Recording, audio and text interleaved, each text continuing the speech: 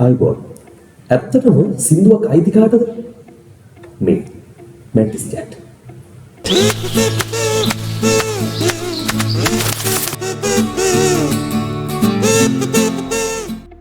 මේ ප්‍රධාන ප්‍රශ්නයක් තමයි සින්දුවක් ඇත්තටම අයිති කාටද?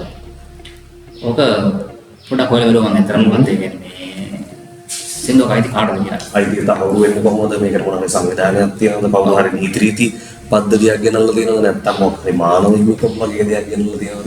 ඕක මචං සින්දුවක් දැන් සින්දු කියන කවුරුත් ගානක් ඉතින් අපි රැක් කතා වුණා. ලංකාවේ සින්දු තමයි සීන් එක. ඉතින් ඒක නිසා මේක අනිවාර්යෙන් කට්ටිය ඇලර්ට් එකකින් ඉන්න වැඩක්. ඔව්. සින්දුවක් ගැන හොයලා බලනකොට සින්දුවක් ඇත්තටම මේ ඕගනයිසේෂන් එකක් තියෙනවා PIPO කියලා. WIPO. මොකක්ද පොඩ බලන්න පුළුවන්. මේගොල්ලෝ කරන්නේ ලෝක බුද්ධිමය දේපල සංවිධානය වගේ එකක් තමයි තියෙන්නේ. ඒ කියන්නේ ආර්ට් එකක් වගේ දෙයක්. කරනකොට ඇත්තටම ඒකේ අයිතිය කාටද යන්නේ කියන එක තමයි ඒගොල්ලෝ බලන්නේ. ඒකට නීති රීති පද්ධතියක් වගේ ගෙනල්ලා තියෙනවද? පොඩි නිකන් ක්‍රාෆ්ට් එකක් දීලා තියෙනවා ඒගොල්ලෝ. කියන්නේ එක පැති කතා කරනවා. ඒතර මේකේ සින්දු කියන එකක් තියෙනවා. සින්දුත් අදාළ වෙලා තියෙනවා. මේක අදාළ වෙලා තියෙනවා. ඒතර සින්දුවක් කියන එක ඒගොල්ලෝ නිර්වචනය කරන විදිහට, ඒ කියන්නේ ඒගොල්ලෝ කියන විදිහට සින්දුවක් කියන එක අයිති වෙන්නේ PIPO සංවිධානයට අනුව සින්දුව ලියන කෙනා, පද රචකයාට සහ තනු නිර්මාපකයාට. නැත්නම් ඒගොල්ලෝ කියන්නේ කොම්පෝසර් කියලා. කොම්පෝසර් සහ ලිරික්ස් ලියන කෙනාට තමයි අයිති කියලා කියන්නේ. එතකොට දැන් ඔය පහුගිය කාලේ මේක කතා වුණේ ගායකයා සම්බන්ධව. ගායකයාට අයිතිය දෙන්න මට දියම් ඔගේ සීන් එක එතකොට ඒක ගැන කතා කරන්න. ඒතර ඇත්තටම ගායකයාට මොකුත් නැද්ද? ඉතින් ප්‍රශ්නේ නෝනේ ඇත්තටම. ඒ කියන්නේ ගායකයෙක් සින්දු කියන්න කරද වගේ උඩින් කඩම් පාත් වෙලාද වගේ පොඩි සිද්ධියකුත් තියෙනවනේ. එතකොට දැන් ඒගොල්ලන්ගේ තරකේ තමයි ඒගොල්ලෝ කියන්නේ අපි තමයි මිනිස්සු අතරට ගෙනියන්නේ. ඒ කියන්නේ මේක අයිති අපිට ඕනි කියලා. ඔව්. එතකොට මේගොල්ලෝ මේන්ටේන් කරන්න ඒ කියන්නේ ලෝකයේ එක සංවිධාන තියෙනවා මේකට හැදිලා CMO කියලා බොඩි එකක් තියෙනවා. හැම රටකටම තියෙනවා CMO කියලා බොඩි එකක්. CMO. ඔව්. ඒක මොකද්ද ඒක? CMO කියන එක මොකක්ද තියෙන ටයිටල් එක? CMO කියන එක තියෙන්නේ Collective Management Organization කියලා. ඒකට ඒගොල්ලෝ කරන්නේ Collective Management Organization. ඒ කියන්නේ මේගොල්ලෝ කරන්නේ මේ එකතු කරනවා. තමන්ගේ කොටස එකම තමන්ට බාර දෙනවා. දැන් අපි හිතමු මේක ඉන්දියාව වගේ රටක තියෙනවා USA වල කැනඩා වල ගොඩක් UK වල යුරෝප් කන්ට්‍රීස් වල මේක ලොකටම තියෙනවා. ඒක තමයි නීති රීති පද්ධතියක් යටතේ ක්‍රියාත්මක කරනවා. පොතක් ලියවන කතෘ අයිතිය සුරකිනවා වගේ කතෘගේ කතෘ භාගය ගෙවනවා සින්දුවක් කිව්වොත් එහෙම අදාළ කෙනාට. ඒ කියන්නේ දැන් සින්දුව කිව්වට පස්සේ සින්දුව කියන කෙනාට ගිහිල්ලා මේ දැනෙතන ගිහිල්ලා කිල්ලන්න බෑනේ. දැන් අපි තුන් සින්දුවක් කියන කවුරුද X කියන ගායකයා සින්දුවක් කියනවා.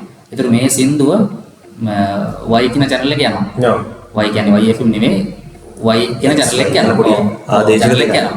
ඒතර ඒ channel එකේ යනකොට ඒ යන හැම අවස්ථාවකම ගායකයට කියලා සල්ලි ඉල්ලන්න බෑ. එතකොට ඒක අර CMO කියන බොඩි එකෙන් තමයි හැන්ඩල් වෙන්නේ. ඒ CMO කියන බොඩි එකෙන් ඒක ට්‍රැක් කරනවා. එයාලා ටක් ගාලා ඒ කියන්නේ එයාලා හැම channel එකක්ම හැම දෙයකනේ යන්නේ කොහෙද අදාළ තැන මොනිටර් කරලා ඒ අදාළ පාර්ශවයට අදාළ කතෘ භාගය ගෙවන්නේ එයාලා වග වෙලා වගකීමෙන් වැඩ කරලා අදාළ ටික කරලා දෙනවා. ඔව්. ඒ කියන්නේ අර ගායකයට සහ ගීතයේ අයිතිකරුවට කරගන්න බැරි කෑල්ල අර බොඩි එකේ එකතුලා කරනවා. ඒගොල්ලෝ ඒකට හැබැයි අය කිරීමක් කරනවා. එහෙනම් මෙන්න නිකන් මේ වැඩ කරන්න බෑ නේද? ඔව්. එතකොට ඒක කොච්චර ඩීප්ද කියනවනම් ඒ කොච්චර ගැඹුරුද කියනවනම් ඒ වැඩේ රෙස්ටොරන්ට් එකක හොටෙල් එකක සින්දුවක් ප්ලේ වෙනවනම් ඒ හොටෙල් එකෙන් ඇවිල්ලා මේ බොඩි එකට කියන්න ඕනි මම මෙන්න මේ ගායකයාගේ මේ සින්දුව ප්ලේ කරනවා. මාසෙට මෙච්චරක්කෝ වාර ගණනක් කියන්න ඕනි. හරියට නිකන් අපේ ලංකාවේ channel වල කමර්ෂල් එකක් ප්ලේ කරන්න මෙයා මෙච්චර යා ටයිම් එකක් දෙනවා අපිට මේ ගන්න දෙන්න ඕන. හරියට හරි. මොකද ඒක දැන් ඒ හොටෙල් එක සල්ලි ගන්න අරක ටූල් එකකට පාවිච්චි කරනවා. ඔව්. ඒකට ඒකට ඒ ගෙවීමක් කරන්න ඕනි ඒගොල්ලෝ. ඒක එක රටින් රට වෙනස් වෙනවා ගෙවීම කරන විදිය. ඊට පස්සේ ඒ CMO කියන සංවිධානය තමයි ඒ බොඩි එක තමයි සල්ලි ගන්න. ඒගොල්ලෝ අරගෙන ඒකෙන් සින්දු ලියපු කෙනාට අදාළ කොටස, තනු නිර්මාපකයන් කොම්පෝසර්ට අදාළ කොටස සහ ගායකට අදාළ කොටස බෙදලා දෙනවා. ඕක තමයි හරි විදිය. ඉතින් දැන් ඔය පහුගිය කාලේ ලංකාවේ මේ ඔය ප්‍රශ්නේ කතා කරපු කට්ටිය විවිධ කතා කිව්වා. ඔව්. ඉතින් ඒගොල්ලන්ට කරන්න දෙන හොඳම දේ තමයි මම හිතන්නේ ඔය CMO කියන බොඩි එක තව සක්‍රිය කරගන්න එයා තමයි ඒ වෙනුවෙන් පෙළ ගැහිලා ගායකයොත් ඒ වෙනුවෙන් පොඩ්ඩක් කතා කරලා තමන්ගේ අයිතිය තහවුරු කරගන්න. ඒ කියන්නේ හදිස්සි කියන්නේ ඒකට ප්‍රමාණාත්මක දේවල් ටිකක් තියෙන්න බෑ නේද ඉතින් අන්න හරි. ඒකට අදාළ දේවල් ටික ඒ අදාළ දේවල් ටික අදාළ විදිහට යාලා කතා කරන්න ඕනේ. නිකන් ඉතින් මීඩියා අවස්ථියල ඉතින් අපිට දීපන් වල ඉතින් හරියන්නේ නැහැ. වෙන්නේ නැහැ නේද? සහ ඒක තව මේ පෞද්ගලික වලින් අපිට දිච්ච තැන කිව්වොත් තියෙනවා. ඔව් ඒක නිකන් අපි නම් නොකිය කියමු මේ වගේ. දැන් ඒක එක තැනක මම හිතන්නේ කියනවා මේ ගෙදර හදන්න බාස්ට අපි පටි දුන්නම ඔව් පටි දුන්නම අපි ආයේ කියන්නේ මරණකම් ඒ ගෙදර ඉන්නකම් බාස්ට පටි දෙන්නේ නැහැ වගේ. ඔව්. දැන් එතකොට ඕක තරු නිර්මාපකව ඇත්තෙන් කියන්න පුළුවන් මෙන්න මේ වගේ තමයි. දැන් බස් හිමිකරුවෝ ඉන්නවා, බස් වල රියදුරෝ ඉන්නවා. බස් අයිතිකාරය බස් එක දුවන්න නැතුව බස් එක ඩ්‍රයිවර් කෙනෙක් දාලා දුවනවා. වෙන්නත් පුළුවන්. ඔව් එතකොට නෑ ගායකයා එක්තරා විදිහකට රියදුරෙක්ට හා සමානයි. සමානයි. ගායකයා අයින් කළා වෙන ගායකයෙක් ලව්වොත් වැඩේ කරන්න පුළුවන්. ස්ටැබ්ලිෂ් කරන්න පුළුවන්. ඉතින් මිනිස්සුත් ආසයි අහන්න. ඔයාම කියන එක අහන්න ඕන කියලා එකකුත් නෑ. ඔව්. නේ. සහ ඔහුගේ අන්තිම කෑල්ල අවුරුදු 99කින් පස්සේ මම අර මතක විදිහට වැරදි නම් කමෙන්ට් එකක් දාන්න පුළුවන්.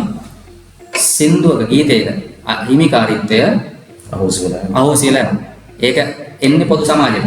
ගායකයට අයිතිත් නෑ, මියුසික් කම්පෝසර්ට අයිතිත් නෑ, ලිව්ව කෙනාට අයිතිත් නෑ. ඒක අයිති අන්තිමේට මහ ජනතාවට සාමාන්‍ය මිනිස්සුන්ට තමයි අයිති. ඉතින් ඒක නිසා මේ කොච්චර මරාගත්තත් ඕක අයිති අන්තිම මිනිස්සුන්ට. ඒකින්ද මිනිස්සු වෙනුවෙන් කරන දේවල් අපි ආර්ට් එක වෙනුවෙන් කවදාවත් ගහ ගන්න තැනකටපත් වෙලා නැහැ. අපි අර ආර්ට් කරන්නේ බොහොම ලයන්විත මිනිස්සුන්ට සමාජයට ඒක තියාගන්න ඕන හොඳම දේ. අපි අර හදවතේ ඔයාලා රැඳිලා ඉවරයි. හැමෝම හුස්සෙන් හැම ආර්ටිස්ට් කෙනෙක්ම හදවතේ මිනිස්සුන් රැඳිලා ඉවරයි. ඉතින් එතනින් එහාට යන්න නැතුව අපි බොහොම ටික කාලයක් ජීවත් වෙන මිනිස්සුන් ඒක තමයි අපි අවුරුදු 6යි නේ. 60ක් වගේම පරිව. ඉන්නේ. ඉතින් අපි ඔතනින් වැඩ ඉවර කරමු. ඉතින් ඔහොම තමයි හොයාගත්ත විදිහට සින්දුවක අයිතිය යන්නේ. ඔයා හිතනවා නම් ඒක කාටද යන්න ඕනේ කියලා? ඔයා කමෙන්ට් එකක් දාන්න. අපි මැටිස් චැට් ජය වේවා.